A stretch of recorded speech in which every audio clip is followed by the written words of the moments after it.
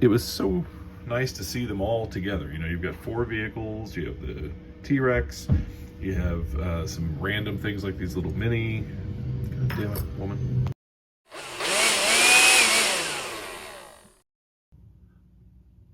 Hello everyone and welcome back to the channel. It was a gloomy but dry Saturday morning, so I was up at 6:30 to head out and hit the yard sales because there were a bunch of them today, and I actually found some stuff that made it worth getting up and heading out. So first stop, I ended up picking up a bunch of books, which, you know, they can be hit or miss, but for the prices I felt pretty good about them. First of all, I picked up all of these Star Wars paperbacks. I used to love the Star Wars paperbacks when I was younger. Of course, the Heir to the Empire, the Zahn trilogy, and like the Tales of Mos Eisley and the Tales of Jabba's Palace and all that stuff. I really love that stuff. I've not kept up with them though. But anyways, got the whole box of those books for $10. So for a little under $1 a piece, it seemed like a pretty good deal. Some of them have some reading wear for sure, but the other ones look really nice. So they're probably worth what I paid for them, and hopefully a little more. Probably make a little bit out of those and maybe keep some of them and read them. I also picked up a few Stephen King hardcovers. He was asking $5 a piece, but really these aren't for flipping, they're for me. I never got around to reading Billy Summers. Used to. I would try to read at least one King book every summer, but I never got around to this one. And then I've always loved the short story collections. I actually like Stephen King's short stories better than his novels. So these are for me. These are just some summer reading for $5. I do enjoy the Stephen King for the summer. And then got a box of manga. And this is something else I've not kept up with. I used to read a lot when I was younger. I do recognize some of the titles, and really the reason I picked them up is because I loved this series, My Son Koku, back when this was coming out. It's been so long ago. I bought these when they were being published in single floppy comic book form by Viz, and it took forever to get through these stories. So I saw these in the box. He gave me this whole box for $15, and so that's again a little under $1 a piece. So that seemed fair. I don't know much about the other titles. I mean, obviously I recognize like Naruto and Parasite and Pokemon. I mean, I recognize the names, but I've not read them. But I know there's, not a huge resale market for the manga unless it has gone out of print. But anyways, it was worth the risk for $15. And hey, if they're not worth anything, I'll just reread My Son Koku, and I'll be pretty happy with that. And I nearly forgot the big pickup from that first sale. Was this big bin of Lego for $60. Now, I don't think there are any minifigures in here, just from talking to the guy and just from what limited bit of digging that I did. And a lot of times with these big lots, the figures are where the money is going to be. But general rule of thumb for me is that with Lego, loose Lego, if you can get them for less than like $10 a pound, you can probably make some money on them. This, it felt pretty heavy at the time. I wasn't sure exactly how heavy till I got home and weighed it. It's 25 pounds of Lego for $60. So that came out to like $2.40 a pound. So there's easily money to be made. The thing is with Lego is that it takes time, right? Because there are so many pieces. You could split them up by color and sell them in color lots. You'll see that a lot, just all the bricks, all the white bricks, all the blue bricks. But the real money is in weird individual pieces that only came in specific sets. And if you can find those, sometimes you can get $15-20 a piece out of those little parts because people just need that one part that was broken or lost or whatever. So the thing is, there is so much of it. So this, I wouldn't recommend buying loose Lego to anyone unless you were the sort of sicko that enjoys digging through bins of plastic crap like this and spending your time doing that sort of thing. I, get a sort of zen-like relaxation out of it. But it looks like there are some, here, whatever this is, there's some kind of helicopter, there's some Batmobile stuff, Batman, something or other. It's not Batman. Oh wait, here we go. Like a Bat Cycle, Bat Pod, something. So yeah, there are enough pieces in here.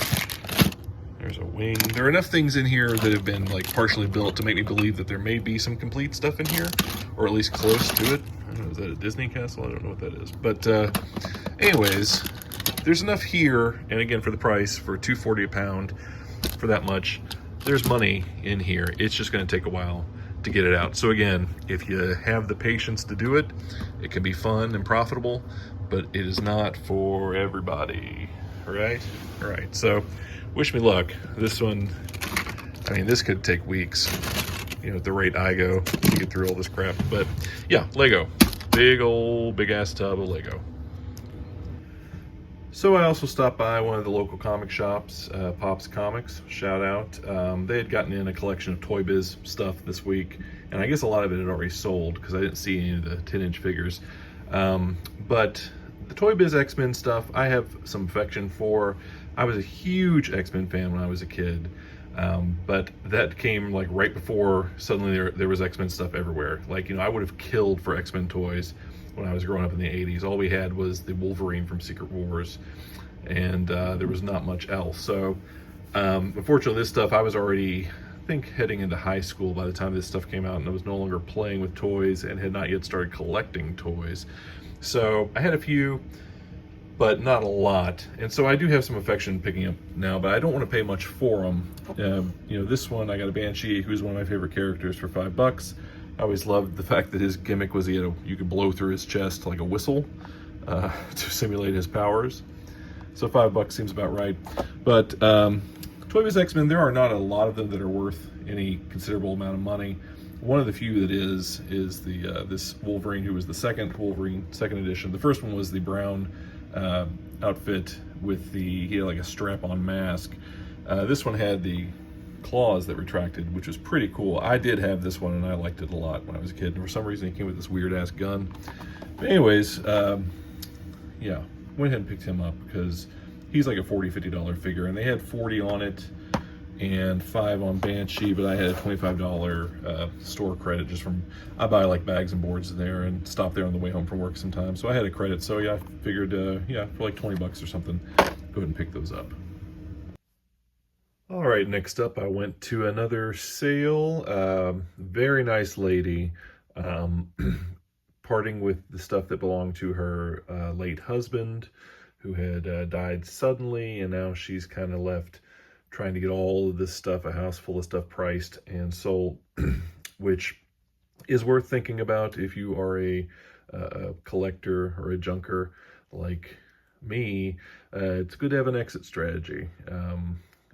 You got to do what you got to do. I personally have an inventory of everything I own in a Google sheet, so that the wife has an idea of what stuff is worth, and I have notes on there and who to contact and everything, should the worst come to pass. But anyways, a somber occasion, but she was very, very pleasant and seemed very happy to engage with folks and find a home for some of this stuff. So she actually took my email and is going to get in touch the next time she's ready to price some stuff and move it out. So did pick up a few things over there I was really happy with.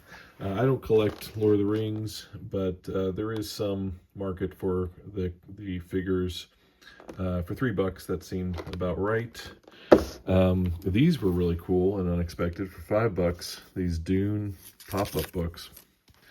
These are from, I think, 84. Yeah, 84. Has this little leaflet in there. But yeah, check this out. Panorama pop-up book.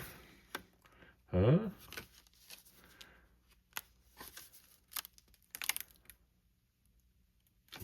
Pretty neat. Sandworms. Yeah, really cool. I'm not a big Dune person. I did not like the new movies at all, and I as much as I love David Lynch, I don't really love the old movie either. But as an 80s, merchandising artifact, you got to enjoy it. It's pretty cool. I think this flap folds out here. There we go. Yeah, very cool. So yeah, for $5, these were a winner for sure. There were a few lunch boxes. She had a Lost in Space lunchbox, which I was excited about at first because I thought maybe it was the original from the 60s, and that's like a $200, $300, even like $500 piece depending on condition. But it turned out it was a repop from '98, so I left that behind. But for $25, I did go ahead and pick up this Peanuts lunchbox, which is complete with the thermos. It's in decent shape. It's got a little rub on it.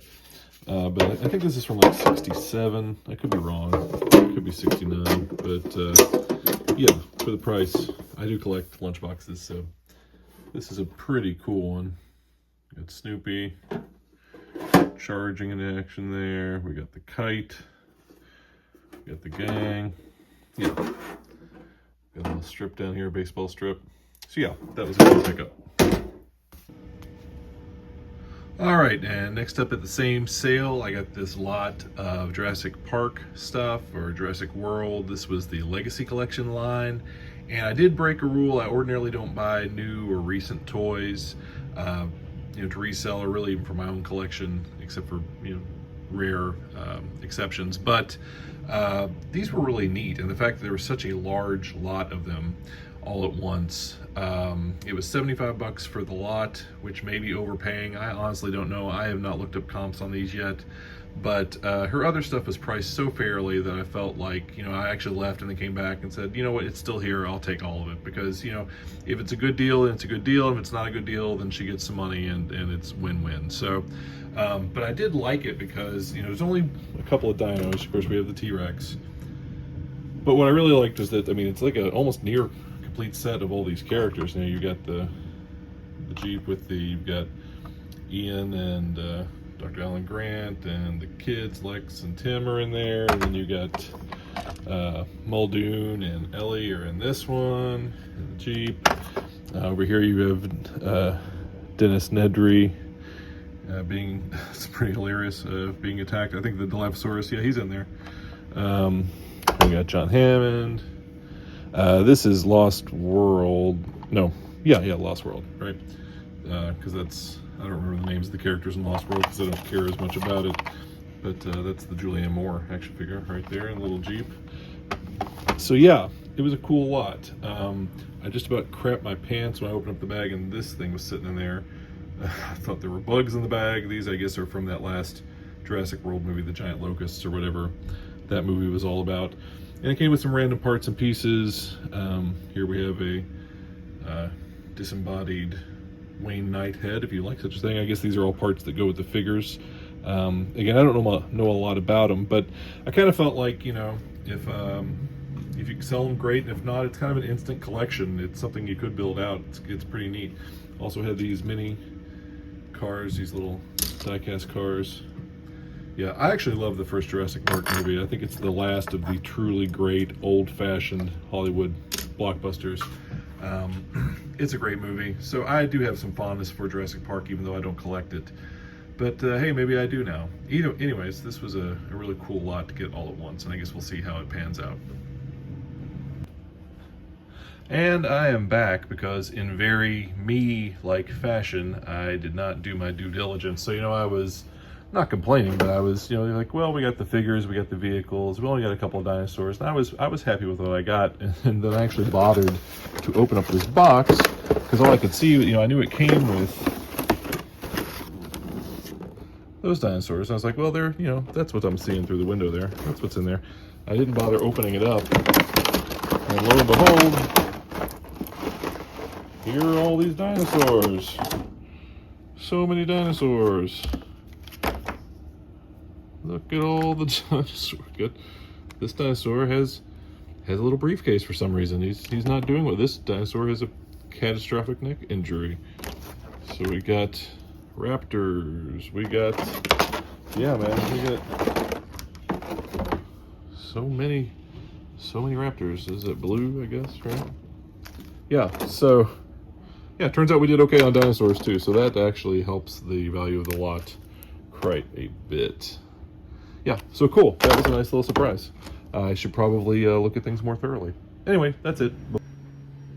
And finally, my favorite pickup of the day at the same sale is this Indiana Jones standee. This is from the DVD release, so that would have been what, late 90s, early 2000s. Yeah, it's kind of the Temple of Doom pose there.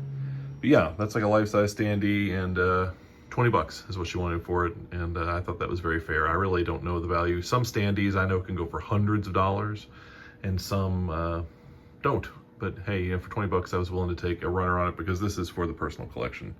I love store display stuff. The stuff that wasn't available for sale, you just had to, you know, find someone who was willing to give it to you. So really cool. So anyways, that's what I found today. It was worth getting up and getting out there. Remember, you got to get up if you want to find this stuff. So if you enjoy the videos, please, as always, if you want to hit the like or the subscribe, that's really neat. Gives me a little smile. And if not, that's also fine as well. And we will see you later. Thanks. Bye.